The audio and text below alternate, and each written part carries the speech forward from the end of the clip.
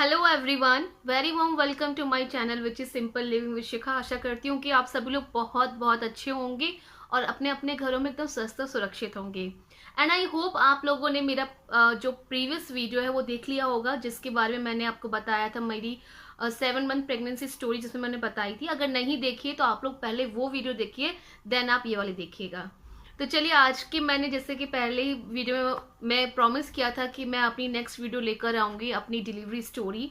तो ये एक प्री मेच्योर डिलीवरी है और आपको मैंने अपनी कॉम्प्लिकेशन बता दी थी अपनी प्रेगनेंसी स्टोरी में। तो मैं अभी अभी यहाँ पे आगे की स्टोरी बताती हूँ। तो जैसे कि आपको पता है ये प्री मेच्योर डिलीवरी है, मतलब कि डॉक्टर्स को तो बस बेबी को बाहर निकालना था जल्दी से जल्दी।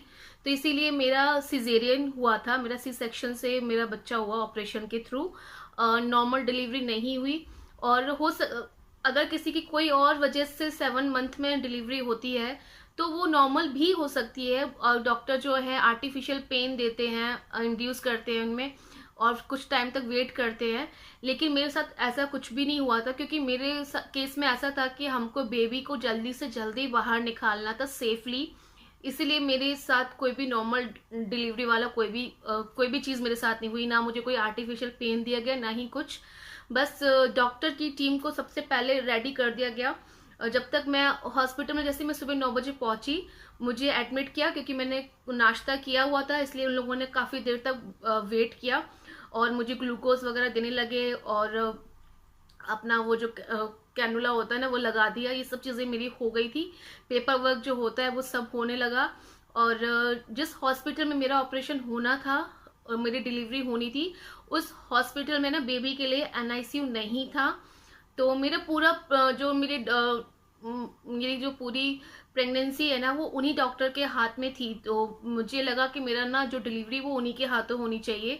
इसीलिए मैंने अपने आप को किसी और हॉस्पिटल में शिफ्ट नहीं किया, क्योंकि मेरा केस वो जितना अच्छे से वो जानती हैं, शायद ही कोई डॉक्टर उसको इतना अंडरस्टैंड कर पाएगा। मेरा कंफर्टेबल नहीं थी मैं किसी और डॉक्टर से अपना डिलीवरी के लिए। तो इसीलिए मैंने अपनी डिलीवरी वहीं वहीं करवाई जहाँ मेरा पूरा ट्रीटमेंट चल रहा था। और बेबी के लिए फिर हमने किसी और हॉस्पिटल में इसको शिफ्ट करने की मतलब उसके लिए हमने दूसरा हॉस्पिटल देखा जहाँ बेबी को एनआईसीयू मिल सके। इसीलिए जब तक मैं एडमिट थी, और मैं 9 बजे एडमिट हो गई थी, उसके बाद मेरा करीब 1 बजे में ऑपरेशन थिएटर में गई। उससे पहले सारी चीज़ें रेडी की जा रही थी, सारा पेपर वर्क हुआ, और जो मुझे 1-2 ग्लूकोज चढ़ाने थे वो चढ़ा दिए।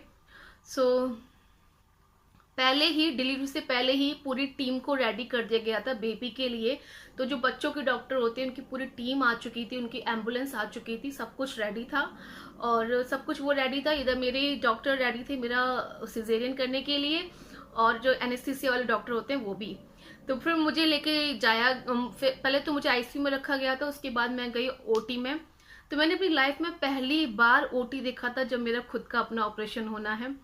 तो मैं, ऑब्वियस सी बात है, जब आपको नहीं पता होता है तो आप डरते तो हो ही, डर तो लगता ही है ना अंदर से कि ऑपरेशन होगा, पता नहीं क्या होगा, कैसे होगा। और फिर दूसरा मुझे डर अपने से ज़्यादा मुझे ये लगता था पता नहीं अब क्या रिजल्ट निकलेगा, क्योंकि मेरी पूरी फैमिली, मेरा पूरा खानदान जो है मेरे हॉस्पिटल में था। अब बाकी के लोग, जब मैं बाहर आई तो पता चला कि लोग बोल रहे थे कि भाई लगता है सिर्फ इन्हीं का पेशेंट है इस हॉस्पिटल में और कोई नहीं है क्या। मेरे पूरी मायके से, मेरे पूरे ससुराल से सब लोग आ चुके थे, क्योंकि और कोई भी ना, सब लोग बहुत टेंशन में थे। कोई भी ऐसा नहीं कि बहुत ज़्यादा खुशी थी सबको, क्योंकि सबको ये लग रहा था पता नहीं जब बेबी होगा तो रिजल्ट कैसा होगा, क्योंकि बेबी तो अंदर से आने के लिए रेडी नहीं था, बस हमको डिलीवरी करनी पड़ रही थी। तो मैं जैसे ही ओटी में गई, मुझे ओटी ऑपरेशन थिएटर को देख के बहुत डर लगा, क्योंकि बड़ा सा रूम, उसमें बड़ी सी लाइट लगी हुई है, टेबल है, इतने सारे डॉक्टर हैं मास्क लगा के, इतनी सारी नर्सेज थी, सबकी टीम थी। बेबी वाले डॉक्टर की टीम अलग थी, जो ऑपरेशन करेंगे उनकी अपनी अलग थी, और जो एनेस्थीसिया वाले डॉक्टर थे वो तो सब थी। तो सबसे पहले मुझे इंट्रोड्यूस कराया डॉक्टर ने, जो एनेस्थीसिया वाले होते हैं, उन्होंने अपने आप से, और मुझे थोड़ा सा बात करके मुझे थोड़ा सा डाउन किया कि आप एक बहुत अच्छा काम करने जा रही हैं, आप एक बेबी को इस दुनिया में लेकर आने वाली हैं, तो अपने मन में सिर्फ अच्छे विचार रखिए, अच्छा ही सोचिए, और सब कुछ पॉजिटिव होगा, आप बहुत स्ट्रांग लेडी हैं, ऐसे ऐसे करके उन्होंने मुझे मोटिवेट किया। तो मुझे भी, फिर मैंने भी अपने आप को समझाया कि अब शिखा, अब डरना नहीं है, अब जो होगा देखा जाएगा, अब तुम यहाँ तक तो आ ही गई हो, तो भगवान तुम्हारा साथ देगा, बस। तो बस मैं सिर्फ और सिर्फ एक ही माता रानी का नाम ले रही थी, और अपने आप को मैंने बहुत अंदर से मजबूत किया, जितना मैं कर सकती थी मैंने किया। और उस समय मुझे मेरे सारे, मेरे हस्बैंड, मेरी मम्मी, मेरे डैडी, मुझे एकदम सबके चेहरे नज़र आ रहे थे मुझे, और माता रानी का मैं नाम ले रही थी। तो बस मैं बस यही होप कर रही थी, भगवान जी मेरा बेबी सेफ आए, यही था। तो फिर जैसे ही मुझे बिठाया गया, और एनेस्थीसिया का जो इंजेक्शन होता है वो आपकी रीढ़ की हड्डी में बिल्कुल नीचे जॉइंट पर आपको दिया जाता है। तो आपको एकदम बॉडी को लूज करना होता है, और फिर वो आपको एनेस्थीसिया इंजेक्शन मिलता है। तो देखिए, बहुत सारे लोगों के दिमाग में होता है कि नॉर्मल डिलीवरी टफ होती है, सिजेरियन इजी होती है, या फिर सिजेरियन इजी है और टफ है और वो इजी है। तो मुझे ऐसा लगता है दोनों ही अपने अपने लेवल पे टफ हैं। बच्चे को जन्म देना किसी भी कीमत में आसान नहीं है, चाहे वो सिजेरियन हो या फिर नॉर्मल हो। नॉर्मल डिलीवरी जब होती है तो उस दौरान कितना ज़्यादा पेन होता है एक औरत को, वो तो एक औरत ही जानती है जिसने बच्चा पैदा किया है नॉर्मली, ठीक है। लेकिन सिजेरियन में जिस वक्त बच्चा पैदा हो रहा है शायद उस वक्त उसको महसूस नहीं हो रहा, लेकिन उसके बाद वो कितने टाइम तक और लाइफ टाइम वो ऑपरेशन उसकी ज़िंदगी में रहता है। तो इतना आसान नहीं है। आपके पेट को इतना काटा जाता है और 7 लेयर आपकी कटती है, फिर वो बच्चा बाहर आता है, फिर वो टाके लगते हो, सब में बहुत बहुत पेन होता है। तो मेरा जैसे ही वो प्रोसीजर स्टार्ट हुआ, उन्होंने मुझे इंजेक्शन दिया, तो इस इंजेक्शन में मुझे पेन हुआ, पेन होता है उस इंजेक्शन में। लेकिन एनेस्थीसिया का जो पेन होता है ना, वो आपको बाद में भी फील होता है, जब आप मतलब आपको कमर में दर्द होता है, कभी कभी आपको सर्दियों में ऐसे महसूस हो सकता है वो पेन। जिसको एनेस्थीसिया लगता है ना, वो ज़्यादा देर बैठे रहते हैं या फिर जो भी ऐसा कोई काम कर लें, वो बहुत देर खड़े हुए, तो उनको वो पेन फील हो सकता है। अगर वो अच्छी डाइट नहीं रख रहे हैं तो ऐसा हो सकता है। तो मुझे एनेस्थीसिया का इंजेक्शन मिला, और मुझे फटाफट से सभी डॉक्टर ने लिटा दिया, मुझे मास्क लगा दिया और सब लगा दिया। मैं एकदम ब्लैंक ही थी, समझ लीजिए। और फिर बस डॉक्टर ने कहा मुझसे कि अपना पैर उठाइए। तुम मैंने उठाया, मेरा पैर नहीं उठा, तो वो लोग समझ गए कि मुझे एनेस्थीसिया का असर हो चुका है, और फिर उन लोगों ने ऑपरेशन स्टार्ट कर दिया। तो वो जब ऑपरेशन स्टार्ट करते तो आप मुंह फेस के आगे ना एक शीट से आ जाती है, तो उधर दिखता तो है नहीं है, शीट आ जाती है, आपके हाथ इस तरीके से कर दिए जाते हैं, यहाँ पे वो लगा दिया जाता है आपका बीपी चेक करने के लिए, और ऑक्सीजन लगा दी जाती है आपको। तो बस मुझे जब मेरा जो ऑपरेशन चला उस दौरान मुझे मतलब ये फील हो रहा था, मुझे कोई पेन नहीं हो रहा था, सिर्फ ये फील हो रहा था कि मेरी बॉडी के साथ कुछ खींचातानी की जा रही है, हिलाया जा रहा है जोर जोर से, कुछ ऐसा ही फील हो रहा था बस, कि कुछ तो हो रहा है मेरे साथ, लेकिन पेन नहीं हो रहा था, पेन फील नहीं कर पा रही थी। फिर जैसे ही मेरा बेबी को उन्होंने बाहर निकाला डॉक्टर ने, तो एकदम से डॉक्टर बोलती है कॉन्ग्रेचुलेशन नडालिनी, आपको बेबी गर्ल हुई है। तो बेबी गर्ल हुई है, और ऐसे डॉक्टर बोले, तो इतना बोलते बोलते, डॉक्टर के बोलते बोलते ही मुझे मेरी बेबी की आवाज़ सुनाई दी। उसने एकदम से बस एक चीख निकाली थी, आ, बस आ करके वो चिल्लाई थी। वो प्रॉपर रोई नहीं थी, क्योंकि बेबी तो अंदर ही था ना पेट में, वो रेडी तो था नहीं बाहर आने के लिए ना कुछ, वो तो अचानक ही ऑपरेशन हुआ, बच्चे को निकाल लिया गया। बस उन्होंने निकाल दिया बेबी, और उस बेबी को बस उसकी जो कट करके उसको बस उन्होंने तुरंत, वो जो बच्चे वाले डॉक्टर होते हैं ना, उन लोगों ने रैप करके उसको तुरंत ऑक्सीजन सपोर्ट दिया और अपनी एम्बुलेंस में ले गए। मतलब बेबी को मैंने देखा नहीं, मैं तो, मेरा तो ऑपरेशन ही चल रहा था, वो तब तक वो ले गए। मेरे बाहर मेरे फैमिली थी, मेरे हस्बैंड थे, बस डॉक्टर नर्स फटाफट के, फादर कहाँ है, फादर कहाँ है, बेबी के फादर कहाँ है, ये गए हैं। बस देखा इनको लेकर के, और एम्बुलेंस में गए और तुरंत बच्चे को ले गए। नाम जो होता है ना कि बच्चे को माँ के सीने पे रखते हैं या टच फील कराते हैं, टच कराते हैं, माँ को दिखाते हैं, वो सब कुछ नहीं हुआ मेरे साथ। उन्होंने वहाँ उस बच्चे को क्लीन भी नहीं किया, बस उसको ऐसे ही ऑक्सीजन, तुरंत उसको ऑक्सीजन सपोर्ट देकर उसको वो लोग ले गए, क्योंकि बेबी रेडी नहीं था, उसको तुरंत ऑक्सीजन सपोर्ट चाहिए ही था। तो बस वो बेबी को ले गए, और इधर जो है मेरा ऑपरेशन को कंप्लीट किया जा रहा था, उसको टाँके लगाए जा रहे थे, जो भी जो होता है प्रोसीजर, तो वो हो रहा था। तो मुझे अपने बेबी के बारे में बस इतना ही पता था कि मेरी बेबी गर्ल हुई है, वो कैसी है, क्या हुआ है, मुझे कुछ भी नहीं पता। ऑपरेशन जैसे डन हो गया, मुझे जो है ओटी से आईसीयू में शिफ्ट कर दिया गया।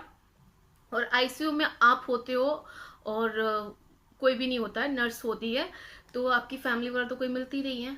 तो जैसे ही मेरे ऑपरेशन के 2-2.5 घंटे हो चुके थे, मुझे पेन होना शुरू हो गया मेरी बॉडी में।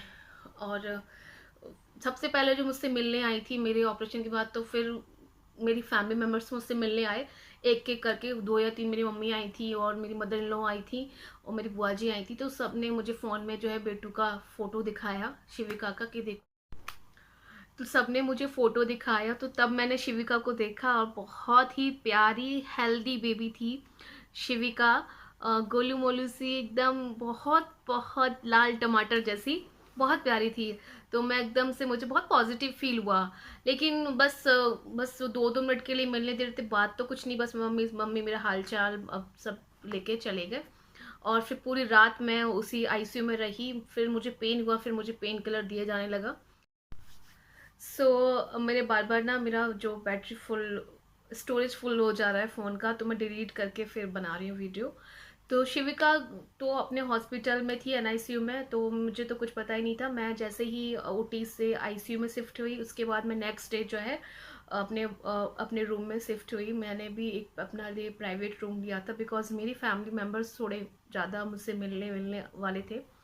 तो मैंने अपने लिए रूम ले लिया। तो जैसे ही बेबी हो गया ना, उसके बाद ना फिर मेरे अंदर इतनी ज़्यादा वीकनेस आ गई। मैं जैसे ही अपने रूम में शिफ्ट हो गई, उसके बाद 2 दिन के बाद मुझे डिस्चार्ज मिला हॉस्पिटल से। उसके बाद जिस दिन मुझे अपने हॉस्पिटल से डिस्चार्ज मिला, मैं सबसे पहले अपने बेबी से मिलने गई। मैं गई हॉस्पिटल उसको देखने। तो वो बहुत इमोशनल मोमेंट था। मैंने पहली बार ही एनआईसीयू देखा। तो वो जो हॉस्पिटल है वो ईस्ट दिल्ली एडवांस एनआईसीयू, जहाँ पे मैंने अपने बच्चे को रखा था, और जिन डॉक्टर की कस्टडी में थी मेरी बेटी, वो थे डॉक्टर रामजी भारद्वाज। मेरे लिए बेस्ट डॉक्टर है यहाँ ईस्ट दिल्ली में, बहुत अच्छा। उनका तो मैं आपको क्या बताऊं कि एक केस उनके पास ऐसा था जो कि सिर्फ जो बेबी जो था ना, वो सिर्फ 800 ग्राम का था, और वो बच्चा उनके पास 6 महीने तक रहा था। उसको उन्होंने एकदम हेल्दी करके भेजा था। तो वो डॉक्टर बहुत अच्छे हैं। मैं, अगर आपको किसी को भी डॉक्टर की डिटेल या उनके हॉस्पिटल की डिटेल चाहिए होगी, तो मैं आपसे ज़रूर शेयर करूँगी। बच्चों के लिए वो डॉक्टर एकदम बेस्ट हैं। तो अगर किसी की फैमिली में ऐसा कोई केस हो कि उनको बच्चा एनआईसीयू में डालना है, तो आप वहाँ पे बेझिझक डाल सकते हो। मेरा एक्सपीरियंस बेस्ट रहा है, बाकी आप लोग देख लीजिए। तो फिर मैं बीबी से मिलने गई। तो कंडीशन तो देखिए ख़राब ही थी मेरी, बहुत ज़्यादा ख़राब थी। लेकिन फिर भी मैं मिलने गई, जैसे तैसे मैं गई। और जब मैं फर्स्ट टाइम मिली अपनी बेबी से, तो वो एक छोटा सा मोमेंट, थोड़ी सी वीडियो मेरे देवर ने बना ली थी, वो भी मेरे साथ में थे। तो बहुत बुरी कंडीशन है, मैं एकदम से डाउन हो गई थी। तो मैं आपको चाहती हूँ कि आप वो थोड़ा सा वीडियो जो है आप लोग देख सकते हैं। यहाँ पे मैं आपको दिखाने की कोशिश करती हूँ। आप देख सकते हैं मैं यहाँ पर हूँ, और हालत बहुत ख़राब है, बहुत इमोशनल, रोना आ रहा था लेकिन रोया भी नहीं जा रहा था, इतनी कमज़ोरी अब मेरे शरीर में आ चुकी थी। डॉक्टर ने कहा था कि सिर्फ आप ही की आवाज़ पहचान सकती है और आप ही के टच को फील कर सकती है। तो मैं उसको हल्का हल्का टच कर रही थी, ज़्यादा टच नहीं कर रही थी, और बोल भी रही थी थोड़ा थोड़ा। तो ताकि डॉक्टर कह रहे हैं कि वो सिर्फ और सिर्फ आपको जानती है और किसी को नहीं जानती है, क्योंकि वो जितना भी टाइम रही वो आपके पास रही है। तो बस मैं हल्का हल्का सा टच कर रही थी उसको।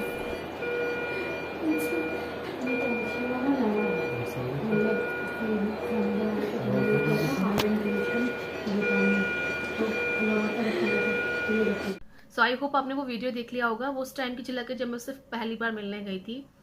तो वो बेबी को, अपने बेबी को, वहाँ पे और भी बेबी थे, अपने बेबी को ऐसे देखना नॉट ए इजी थिंग कि उसके ऊपर इतना सब कुछ लगा हुआ है, इतनी लाइट्स में वो है, प्लस उसको इतनी हीट में रखा जा रहा था। जो एक टेम्परेचर पेट के अंदर बेबी को मिलता है, वही टेम्परेचर वहाँ पे मेंटेन किया जा रहा था उसके लिए।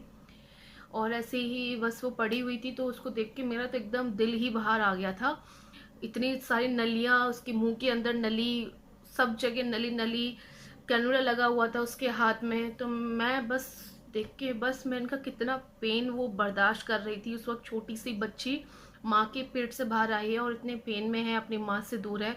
हर बच्चे को माँ से चिपकाया जाता है ना, माँ को भी तसल्ली मिलती है, पॉजिटिविटी मिलती है, उसको हिम्मत मिलती है रिकवरी करने के लिए, और बच्चा भी मजबूत होता है।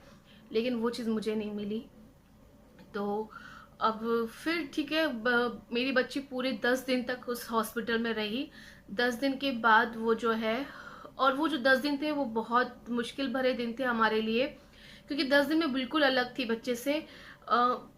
और जूझ रही थी ब्रेस्ट फीड के लिए, क्योंकि आपकी बॉडी में डेवलपमेंट हो रहा होता है। मेरा ब्रेस्ट फीड बना नहीं था, उससे पहले ही मेरा बेबी आ गया था इस दुनिया में। तो हमने इतनी मेहनत की, मैंने अपनी डाइट पर इतनी मेहनत की, बच्चे के लिए जो भी चीज़ें ब्रेस्ट फीड को डेवलप करने के लिए जो चीज़ें होती डॉक्टर्स ने बताई, कुछ आयुर्वेदिक, कुछ घरेलू, सारी चीज़ों को मैंने खाया पिया, बहुत मेहनत की, तब जाके मुझे 3 दिन के बाद मुझे जो है ब्रेस्ट फीड आया। और फिर मैंने उसको पंप के थ्रू उसको मैं बॉटल में स्टोर करके डॉक्टर के पास डेली सुबह और शाम, मेरे हस्बैंड ऑफिस जाने से पहले फीड लेकर जाते थे, वहाँ जाकर के मुझे वीडियो कॉल करके बेबी को दिखाते थे, और फिर शाम को वो दूसरा फीड लेकर जाते थे, तो वहाँ जाके वीडियो कॉल करके मुझे बेबी को दिखाते थे। तो मैं ऐसे डेली उसको देखती थी, और मुझे रात भर ना उसकी, कभी कभी जैसे मैं रेस्ट करती थी, रात को मेरी आंख खुल गई 12 बजे, और मुझे उसकी इतनी याद आती थी कि मैं रोती थी उसके याद करके। तो जब मैं फिर कुछ दिन बाद मैं फिर गई अपनी बेबी से मिलने, क्योंकि मेरा विजिट था अपने डॉक्टर के पास, मेरे आई थिंक टाँका कुछ कटना था या कुछ होना था, मेरी ड्रेसिंग होनी थी। तो मैं अपने हॉस्पिटल गई, तो मैं वहीं से फिर अपनी बेबी के हॉस्पिटल भी गई कुछ दिन बाद, 4-5 दिन बाद। तो मैंने वहाँ पे जाके अपनी बेबी से मिली।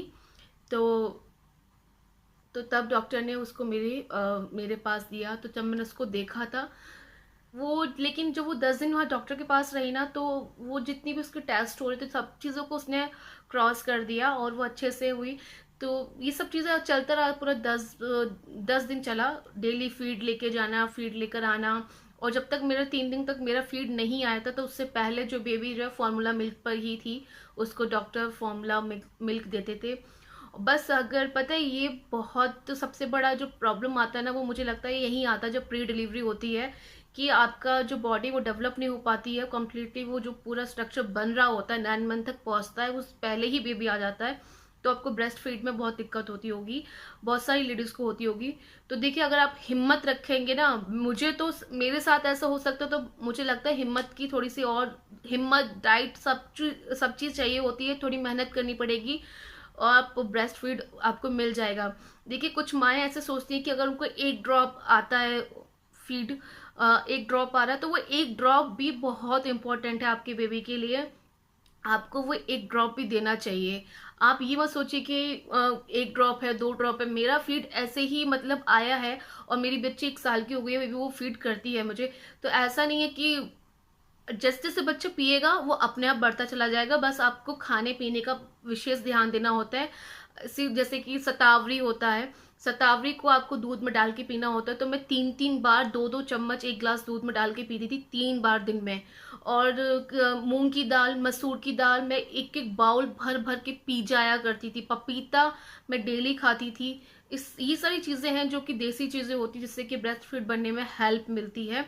और बाकी जो आप उसको सिकाई करना गर्म पानी से, वो करना, और ट्राई करते रहना, पंप करना बार बार बार बार, वो ज़रूरी होता है। हर 2 घंटे बाद करिए, तो पंप करेंगे तो उससे जो है फीड आने के चांसेस बढ़ते चले जाते हैं, बढ़ते चले जाते हैं। वो जो खुल जाता है आपके निपल्स, तो फिर फीड आने लग जाता है।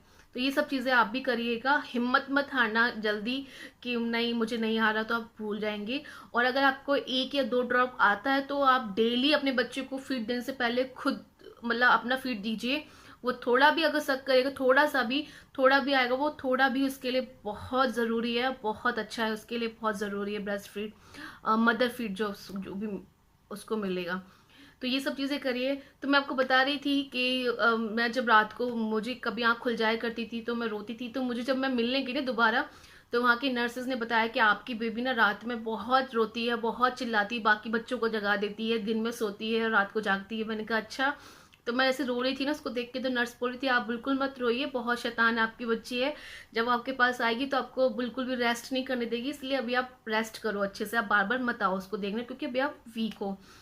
तो बस मैं दूसरी बार मिलने गई थी, तो फिर जैसे, क्योंकि मुझे लगता है शायद मुझे भी रात को ना उसकी याद आती थी, यहाँ पे मैं रोती थी, तो शायद उसको भी कुछ फील होता होगा, तो वो वहाँ रोती होगी।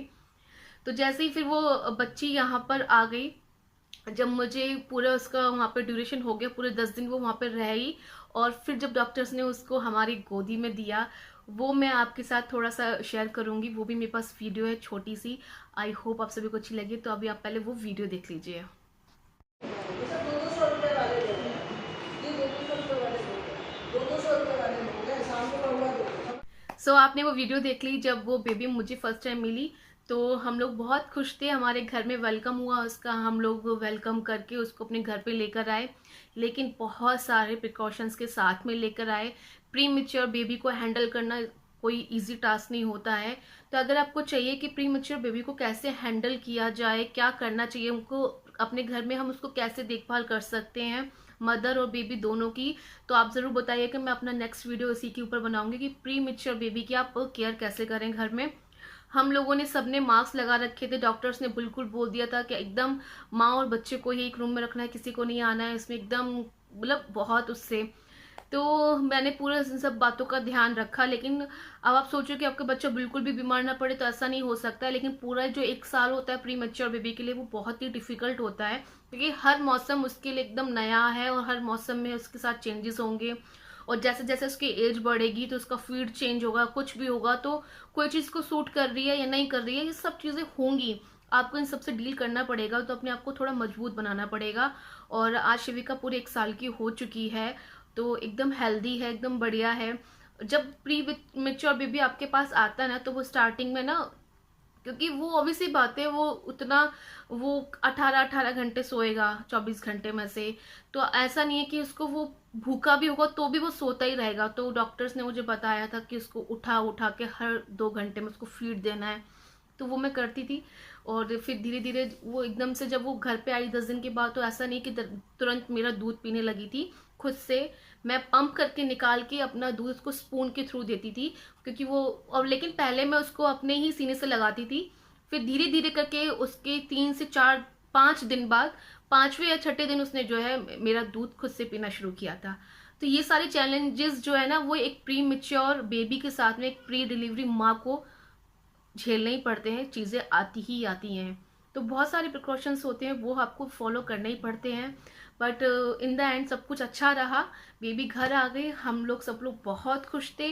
पूरा 1 साल क्या, बेबी का ध्यान तो हमेशा ही रखना पड़ता है, लेकिन उसका थोड़ा एक्स्ट्रा ध्यान रखना पड़ा, और हमने रखा भी। मैंने भी अपनी भी बहुत केयर की और बेबी की भी बहुत केयर की, जितना मुझसे बेस्ट हो सकता था। शायद सामने वाला बंदा देख के मेरे अंदर कुछ कमियां निकाल सकते हैं कि अरे ये ऐसी वो है, वैसी वो है, लेकिन मुझे पता है कि मैं अपने बच्चे के लिए क्या कर रही हूँ।